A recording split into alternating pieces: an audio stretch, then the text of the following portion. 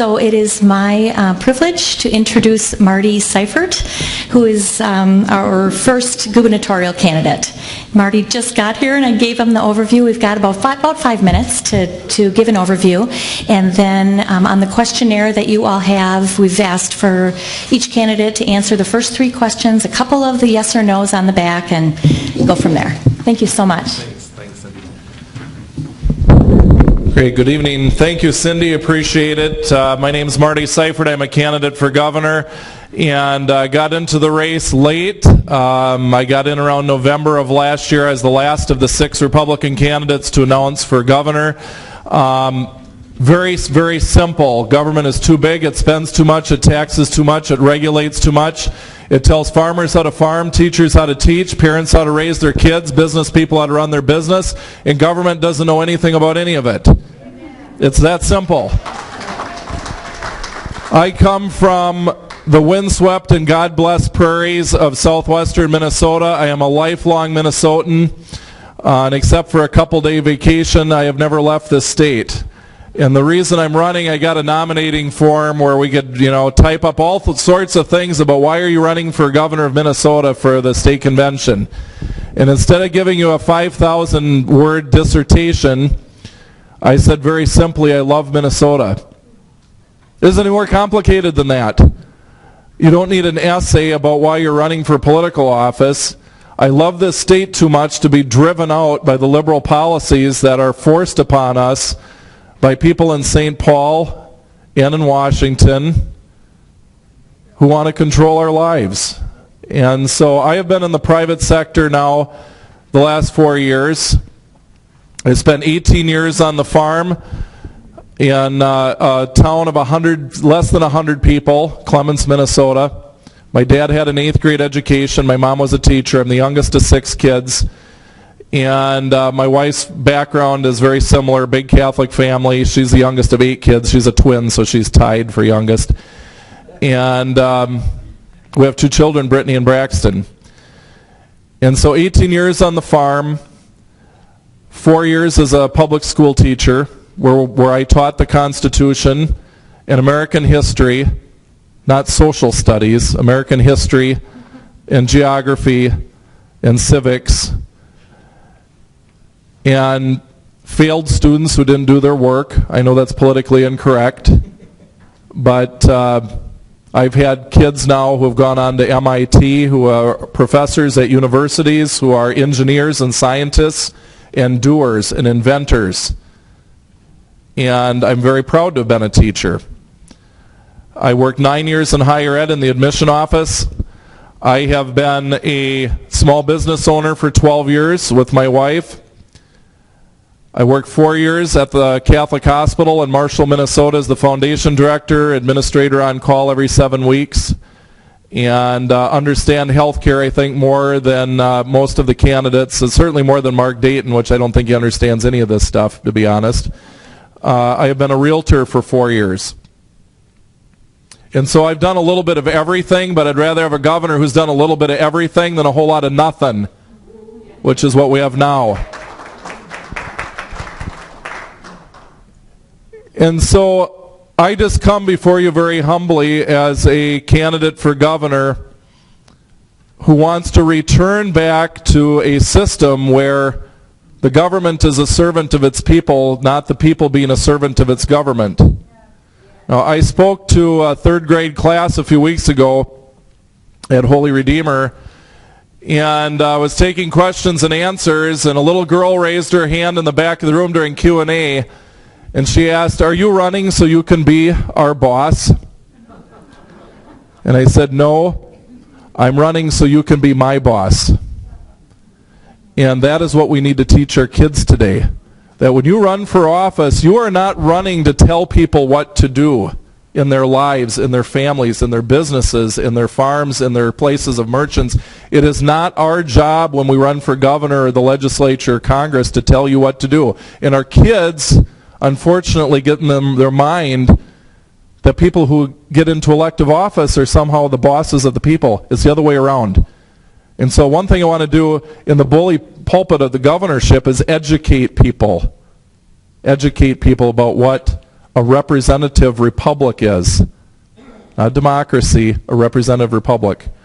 And so I take this very seriously. I've been crisscrossing the state, meeting with thousands of people, traveling thousands of miles, and I would be very honored to have your support as you decide who your candidate for governor is going to be. This isn't a civics exercise, this is serious business. And we need to beat Dayton this year. He is ruining this state. I hope you have that on tape. He is ruining this state with his policies. And so I would humbly ask for your support. I will answer these questions however Cindy tells me to do it, and I'll get out of here. Thank you, and God bless.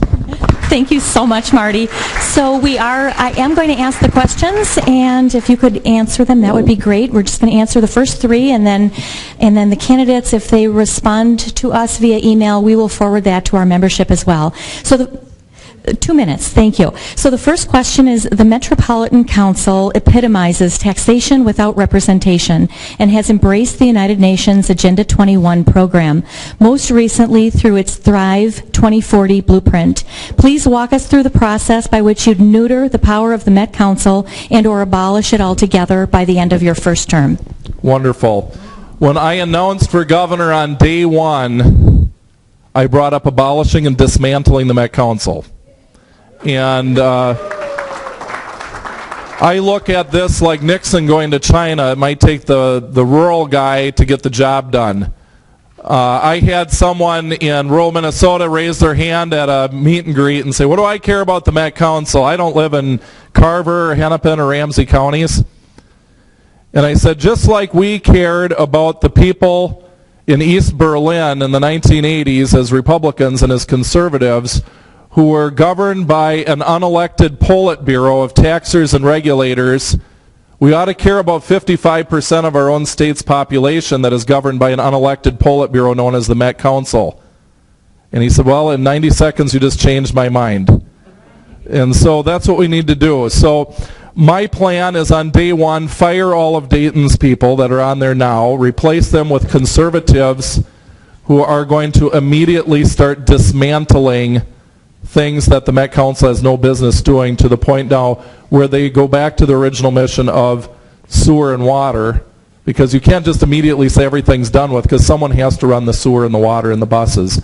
And then we will work on enabling legislation with the legislature to dismantle the Met Council itself, to take away their power to tax entirely, because I don't believe that's constitutional, and to take away their power to regulate, and then to devolve that power to local elected officials who are in the cities and the counties, because those people are held accountable through their election certificate. Okay, thank you. That was a great answer. Okay, number two, given the sizable growth of state government under complete Democrat control this past biennium, during which time over 1,300 full-time equivalents were added, what is your game plan to right-size state government in your thoughts as to how to rein in the size and scope of government?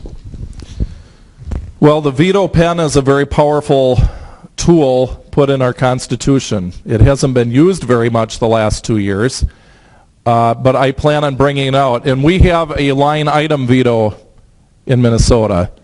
And so we can take entire appropriations and cancel, and we do 2-year bienniums in Minnesota, and this is a little inside baseball, but hang with me. We put the entire budget for these departments and these entitlement programs in year 1 and in year 2. And if the Democrats don't want to downsize, eliminate, reform government, we will do it for them. And you can cancel the entire second-year appropriation and say, okay, in this program, these folks have 1 year to figure out what they're going to do, and the program's gone in the second year. We did that when Governor Pawlenty was governor and I was minority leader. We did that with general assistance medical care, a program that was growing exponentially out of control as an entitlement program. We took the entire appropriation out, hundreds of millions of dollars. The problem is that was one program. There's a bunch of others we need to do that with. If we do not rein in entitlement spending, it will kill us as a state. So we need to take a look at people that are signing up for entitlement programs who are not even Minnesotans. And there are other states in the United States that have had governors who have been very smart about this. 3 things will dry up over 80% of your new welfare sign-ups. Number 1, waiting periods of a year, if you're non-Minnesotan. Number 2, aggressive work requirements like Wisconsin. And number 3, time limitations. You cannot be on it for years and years and years. You do those 3 things, you dry up 80% of out-of-state entitlement sign-ups. Vetoing programs, I am the Met Council you heard about. 3 cabinet departments that I want to eliminate, and we can talk about that in detail if you're curious. But that's the long and short of it. Great. And then the last question is, given the damage inflicted upon our state the past biennium by Democrat policies, what are your priorities as to how to turn things around? What should be repealed or undone in order to reset Minnesota on a path to prosperity? Sure. There are a lot of things that need to be repealed and undone. Number 1, the Met Council. We talked about that. Number 2, entitlement spendings needs to be reined in. And we need to actually eliminate programs and abolish departments, not just rearrange the deck chairs in the Titanic. We need to get it back to shore and get it repaired. Okay. Let me just give you a couple other examples of things. Number 1, the unionization of child care providers and personal care attendants, I think, is outrageous and needs to be repealed. There are a variety of other things on the books. Minnesota has become so big, the government has become so large and dictatorial, you can't buy a cold beer before a Vikings game or light off a firecracker on the 4th of July. That's how ridiculous this state has gotten. And so we have a variety of what I call freedom repealers that I want to propose to the legislature and push very hard in order to let people live their own lives, quite frankly. And this is something Democrats and independents also are interested in. This isn't a Republican thing. There are Democrats interested in this too. But I would say number 1 for growth is we must get rid of regulations that other states around us don't have that make us an island in the sand. And that's with energy, that is with regulations related to business. My small business in Marshall, Minnesota, I fill out a day and a half worth of paperwork in January that if you own the same exact business in South Dakota, you don't have to do any. So we need to systematically go through the red tape and the bureaucracy and the permits and all of the nonsense that Minnesota has on its book and repeal that to make us competitive. And then finally with taxes, we need to downsize and flatten and simplify. The income tax is the 3rd highest in the United States. That needs to be at least cut in half. Okay, then Marty, if you can pick just a few of the yes or no's and read the question. Sure. And give us your answer. Let me just grab a couple here. Sunday liquor sales, yes, I would be okay with that. National popular vote, I am absolutely opposed to. And when I was in the legislature, I led the fight against that. And sometimes there's a difference in leadership. When you say, I'm against something, you need to actually take the fight and be against something, be a leader. But I would veto that if it was brought forward. Now, I'm going to do one that might be contrary to what this group wants to do. Is that okay? Yeah. Just to mix it up a little bit? Yep, real quick. We had the Rochester group, and I disagreed with them. Number 11. Are you supportive of a convention of the states project, Article 5, proposing amendments to the Constitution ratified and voted on by the states? And I'm going to say no to that. There was a group in Rochester who was really pushing that and said we need to do that. And the reason being is that I think we ought to enforce and interpret the Constitution properly the way it is right now, the way our founders wanted it to be. If we get into the business of starting to let people propose constitutional amendments, and the Democrats and the liberals are in charge of these various state legislatures, watch out. It's too dangerous to be amending our Constitution. Let's take care of the Constitution we have now and have our fidelity be to the original idea of the Constitution and the amendments. And this is different than what some of the Tea Party groups don't like hearing that. That's a difference Jeff Johnson and I have. Okay? With that, thank you. God bless. And God bless the great state of Minnesota. Thank you. Thank you very much.